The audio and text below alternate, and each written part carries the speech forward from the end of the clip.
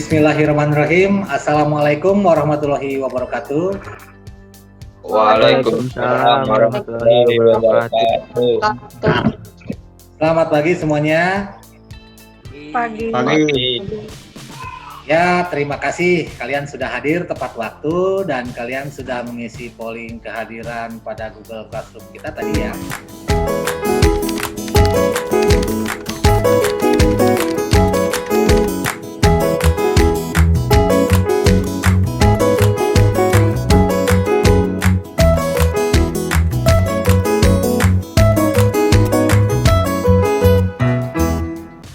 Alhamdulillah semuanya hadir meskipun ada beberapa teman kita yang ada gangguan sinyal sepertinya ya. Nah, selanjutnya sebelum kita masuk ke pembelajaran hari ini, seperti biasa kita berdoa dulu sebelum kita memulai pembelajaran ya. Silahkan Ketua Kelas Mahesa pimpin untuk berdoa. Sebelum kita memulai pelajaran hari ini, baiknya kita berdoa dalam hati mulai.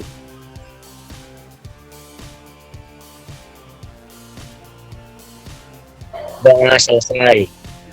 Alhamdulillah, terima kasih Mahesa sudah memimpin berdoa. Untuk selanjutnya, Bapak akan menanyakan dulu nih tentang materi kita sebelumnya. Ada yang masih ingat tidak? Kira-kira materi kita pertemuan lalu itu membahas tentang apa? Saya Pak, Ahmad Syakir Pak. Oh ya, silakan Ahmad. Pertemuan sebelumnya yang kita bahas itu adalah memposting data buku transaksi ke dalam format jurnal umum. Iya, bagus sekali Ahmad. Alhamdulillah berarti materi pelajaran tentang jurnal umum sudah dapat kita lewati bersama ya. Walaupun masih ada di antara kalian yang nilainya belum maksimal kemarin.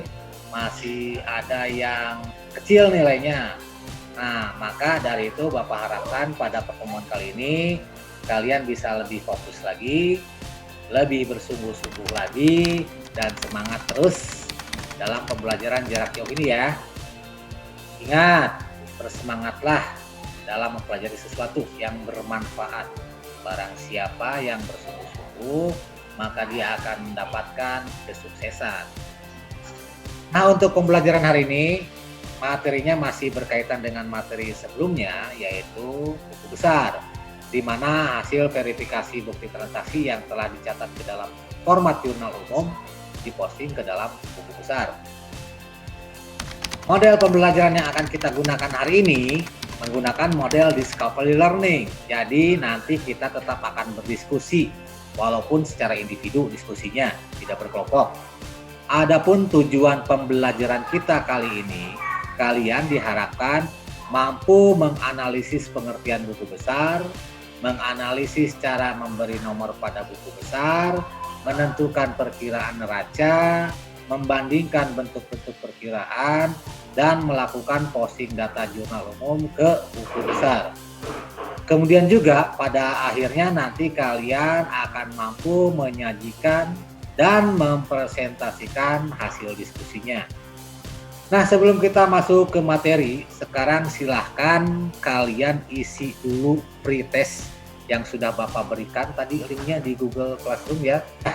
Sekarang silakan kalian isi dulu pretestnya yang sudah Bapak berikan tadi.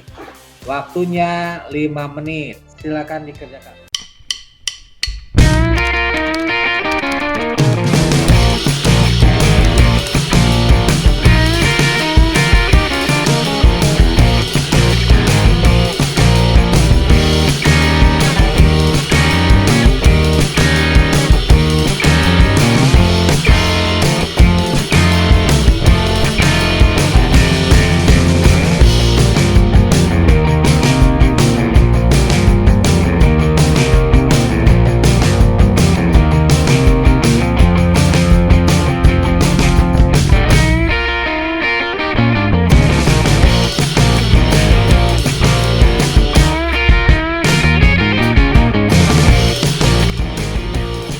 Oke, sudah semuanya? Sudah Pak. Baiklah, waktu pengerjaan pretest telah selesai.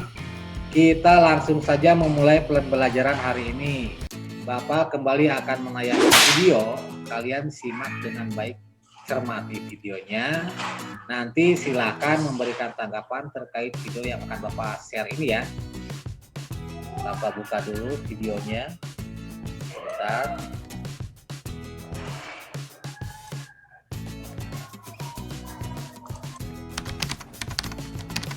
Nah, sudah ada videonya?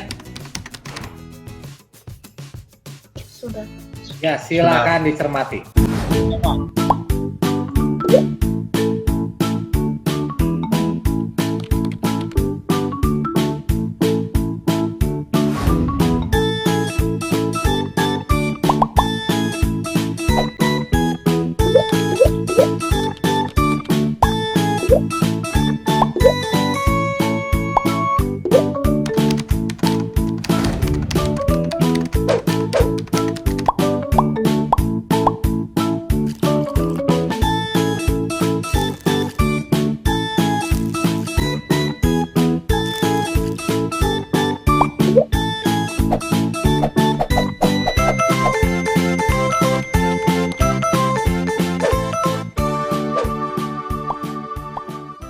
Pada kesempatan kali ini, kakak akan menjelaskan video praktek buku besar.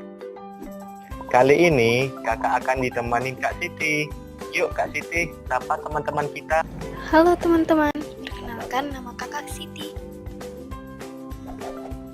Terima kasih Kak Siti telah memperkenalkan diri. Yuk langsung kita masuk ke praktek Kak. Yuk kak, aku ingin sekali kak belajar membuat buku besar. Kali ini kita akan membuat buku besar dalam bentuk akun T, Kak Siti. Kenapa sih kak kita memakai akun T dalam pembelajaran ini? Karena untuk tahap pertama belajar buku besar, akun T mudah untuk dipahami Kak. Oh gitu ya kak. Yuk langsung prakteknya saja, jangan terlalu banyak teori kak. Ini adalah contoh buku besar akun T. Yuk kak langsung membuat buku besar.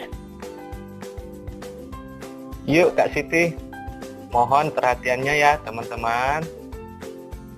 Di samping adalah jurnal yang dilakukan PT RPM Store selama bulan Oktober. Kita akan membuat buku besar dari jurnal di samping teman-teman. Langsung saja kak, teman-teman pasti udah nggak sabar.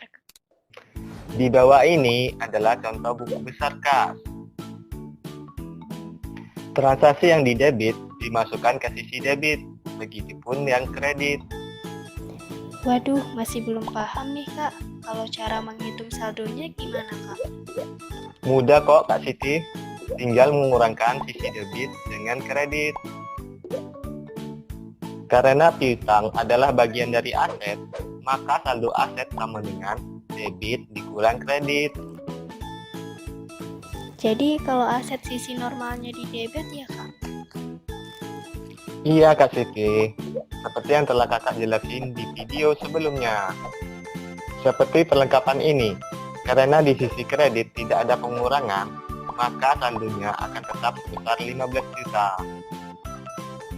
Begitu ya kak, gimana kalau utang yang sisi normalnya di kredit kak?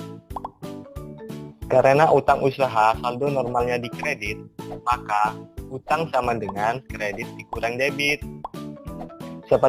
Seperti utang bank ini, karena di sisi debit ada 25 juta, maka saldonya 50 dikurang 25 menjadi 25 juta. Berarti kalau modal perhitungannya sama dong seperti utang ya kak? Iya sama Kak, untuk menghitung saldo modal yaitu kredit dikurang debit. Pendapatan juga sama seperti utang dan modal. Karena di sisi debit tidak ada pengurangan, maka saldonya akan tetap sebesar 40 juta. Wah, lumayan cukup paham nih kak. Kalau beban gimana ya kak?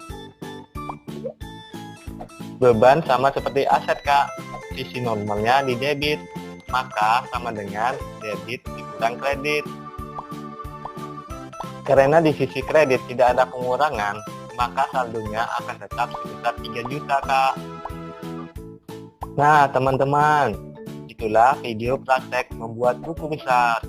cukup mudah kan? Iya kak, saya sekarang jadi mengerti nih membuat buku besar. Terima kasih ya kak. Sama-sama Kak Siti. Semoga teman-teman juga pada mengerti ya Kak. Amin ya Allah. Sekian video dari Kakak. Sampai jumpa di video Kakak selanjutnya.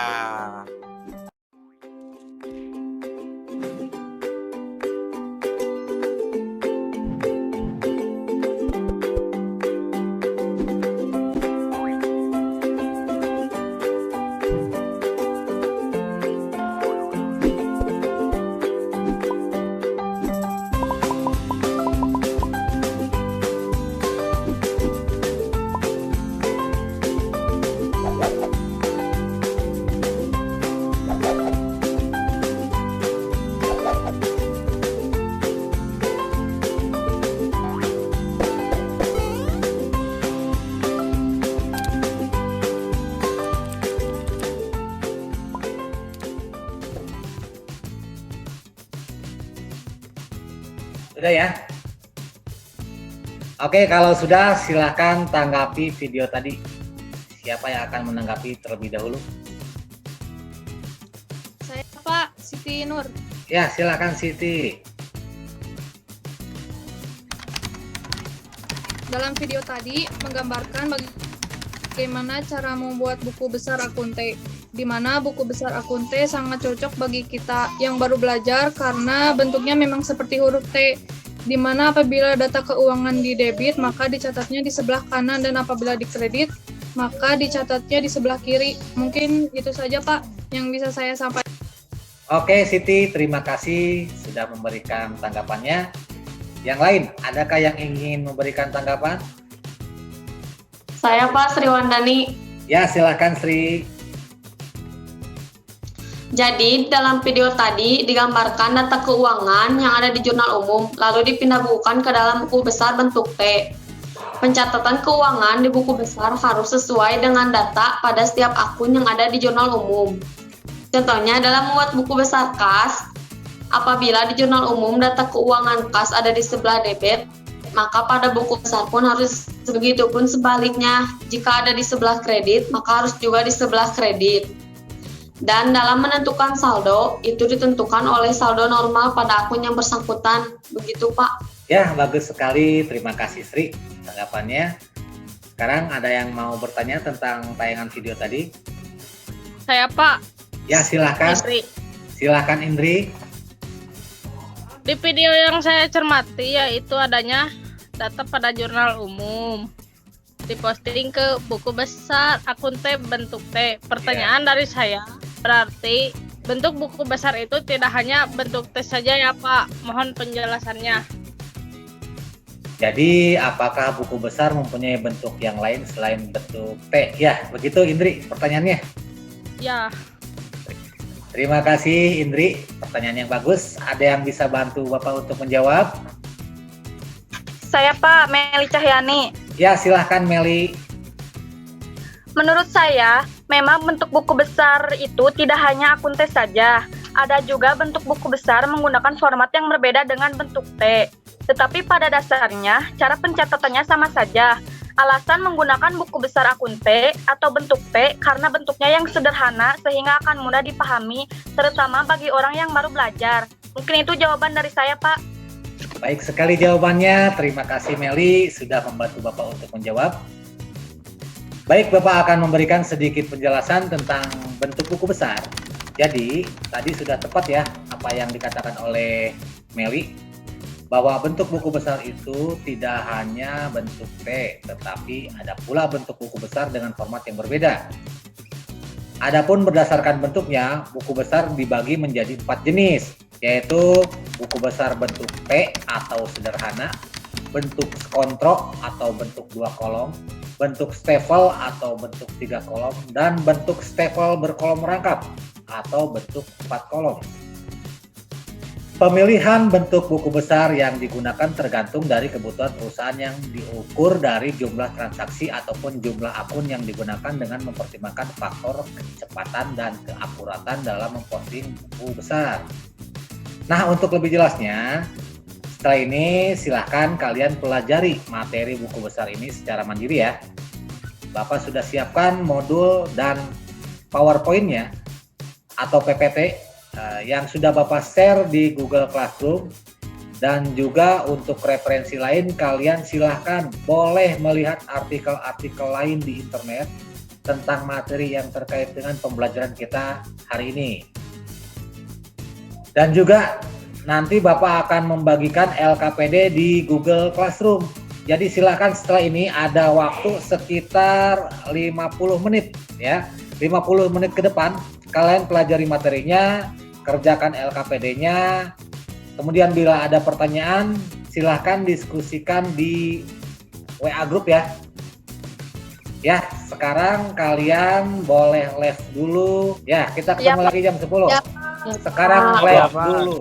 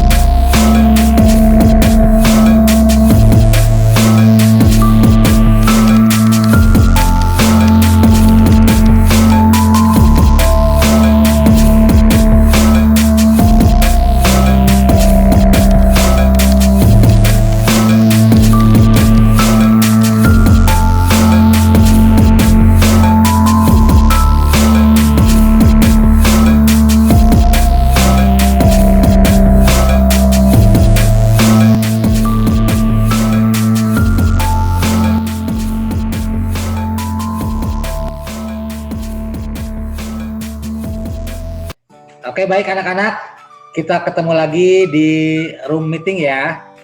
Jadi kita sudah diskusi bersama tadi di WhatsApp group dan kalian pun juga sudah mengerjakan LKPD-nya.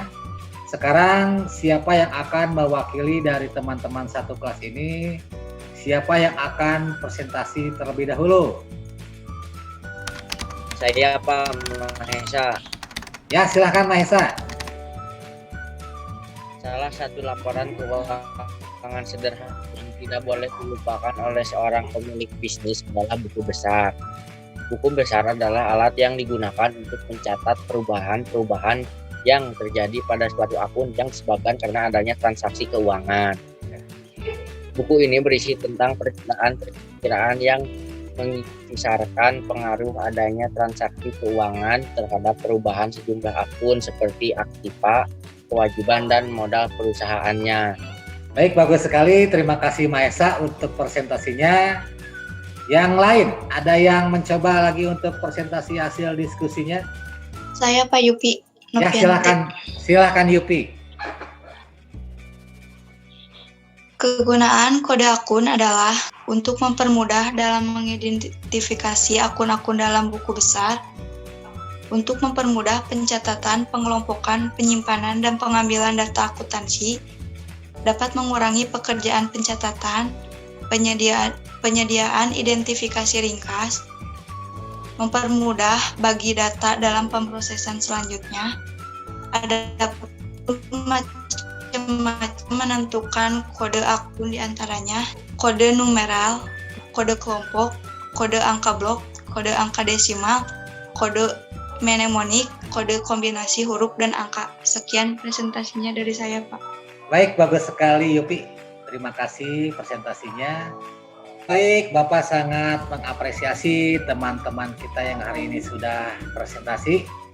Terima kasih sudah menjawab pertanyaan, sudah menanggapi hasil diskusinya juga, luar biasa sekali. Selanjutnya, dari pembelajaran yang sudah kita laksanakan tadi, itu kira-kira kesimpulannya apa ya? Siapa yang mau membuat kesimpulannya? Saya Faristi. Ya, silahkan Risti. Jadi, buku besar adalah sebuah buku yang berisi kumpulan akun atau perkiraan. Akun tersebut digunakan untuk mencatat secara terpisah aktiva, kewajiban, dan ekuitas. Dengan demikian, akun merupakan kumpulan informasi dalam sebuah sistem akuntansi. Misalnya, kas dicatat dalam akun kas, piutang dicatat dalam akun piutang, tanah dicatat dalam akun tanah, dan sebagainya untuk akun-akun yang termasuk dalam kelompok akun aktiva. Kelompok akun kewajiban akan dijumpai akun hutang, pinjaman jangka panjang, dan lain-lain sesuai jenis kewajiban tersebut. Demikian pula modal dicatat dalam akun ekuitas. Begitu, Pak. Baik, terima kasih Risti sudah memberikan kesimpulan. Nah, sekarang Bapak juga akan memberikan kesimpulan mengenai pembelajaran hari ini. Dalam sebuah perusahaan harus memiliki buku besar karena fungsinya sangat penting. Buku besar berfungsi untuk meringkas semua data transaksi yang sudah tertulis di dalam jurnal umum. Selain itu, digunakan sebagai alat yang menggolongkan data keuangan dari yang jumlahnya besar sampai kecil.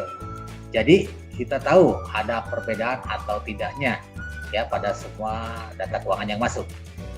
Semua data yang masuk, semua data yang sudah ditulis di jurnal harus dicatat atau digolongkan lagi ke dalam buku besar untuk menyeimbangkan jumlah akun yang ada di kolom debit dan kolom kredit dan juga sebagai bahan informasi ketika menyusun laporan keuangan. Bisa dikatakan buku besar memiliki fungsi yang sangat krusial dalam penyusunan laporan keuangan perusahaan. Nah, setelah Bapak memberikan kesimpulan, sekarang Bapak minta salah satu dari kalian untuk merefleksikan hasil pembelajaran kita hari ini. Ada yang mau mencoba untuk merefleksikan? Saya, Pak. Ya, silakan. Siapa? Anissa. Oh ya, silakan Anissa. Refleksi dari saya yaitu setelah mengikuti pelajaran kali ini saya dapat mengetahui pengertian buku besar, dapat mengetahui bagaimana cara memberi nomor pada buku besar, dapat menentukan perkiraan neraca, mengetahui bentuk-bentuk buku besar dan dapat memindahbukukan atau memposting data jurnal umum ke buku besar. Baik, terima kasih Anissa sudah memberikan refleksi terhadap pembelajaran kita hari ini. Dan selanjutnya setelah pembelajaran ini nanti ditutup, kalian kerjakan post test Bapak akan memberikan link Google Form di Google Classroom. Jadi kalau kalian tadi sudah mengerjakan pretest, ada kemungkinan hasilnya kurang memuaskan. Nah, dalam mengerjakan post-test, Bapak harap kalian lebih teliti lagi supaya nilainya jadi lebih baik.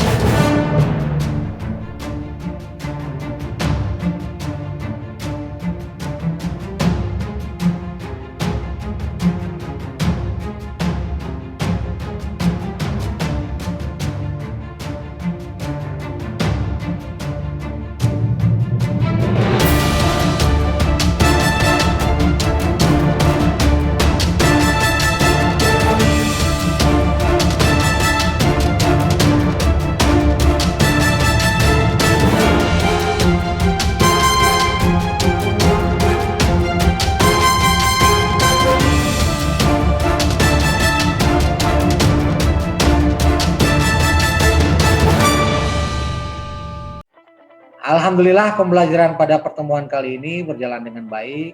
Untuk pembelajaran pada pertemuan selanjutnya, kita akan membahas materi di KD yang baru, yaitu tentang dokumen transaksi penjualan dan pembelian. Nah, sebelum kita akhiri pembelajaran, alangkah lebih baiknya kita tutup dengan doa. Silakan kembali Mahesa pimpin untuk berdoa. Sebelum kita mengakhiri pelajaran hari ini, alangkah baiknya kita berdoa. Berdoa dalam hati mulai.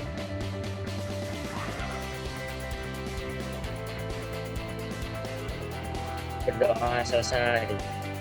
Baik, terima kasih Mahesa sudah memimpin doa untuk hari ini. Pesan Bapak, kalian jaga kesehatan, selalu semangat. Bapak tutup, terima kasih. Wassalamualaikum warahmatullahi wabarakatuh.